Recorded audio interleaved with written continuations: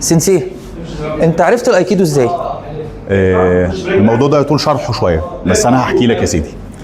انا بسم الله الرحمن الرحيم كده زمان كنت زي الناس كلها رايح الجيم، جاي من الجيم احيانا، واحيانا اقعد من التمرين، لكن انا اصلا بحب الرياضه وبحب التمرين عامه من زمان قوي.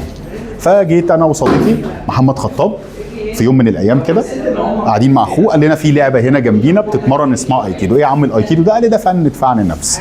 قلت له جميل جدا. فكتبتها في ورقه، ما كنتش عارف انطقها اصلا او مش فاهم معناها، وخدت الكلمه دي وقعدت اسيرش عنها على اليوتيوب، وانا احب دايما اي حاجه اسيرش عنها واتفرج عليها. وقعدت اتفرج على الايكيدو وارد الايكيدو، وفهمت ان هي اخضاع وسيطره وتحكم في الخصم وسيطره على الخصم ولي عظام واخضاع على المفاصل وكلام من هذا القبيل. عجبتني الفكره وقلت بس هم بيعملوا ايه؟ هم بيخضعوا الخصم ويسيطروا عليه وبيعملوا عرض جميل، يعملوا بيه فلاي، يعملوا بيه مش عارف ايه، لان ما ينفعش عندهم يبقى في اشتباك او في ايه او في فايت او حاجات من كده، لان كلها على المفاصل ولي عظام. فقلت تمام جدا، دي حاجه جميله قوي، اللعبه عجبتني، اروح اجرب تمرينه. فجيت بعد فتره رحت حضرت تمرينه مع السنسي محمد محمود زعفان.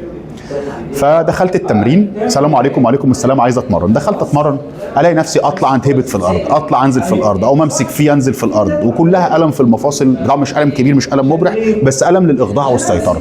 عرفت بعد كده طبعا مع التمرين ومع لعب الايكيدو ان هو بيشتغل على المفاصل وبيشتغل بلوك مظبوط جدا على المفصل، وانا بتحرك معاه كاوكي اللي هو الشخص اللي بهجم عليه مظبوط مع التمرين ومع السيطره. لكن حتى في العرض بيكون بيخضع كويس، مسيطر كويس، ماسك الخصم كويس جدا. شكرا. بس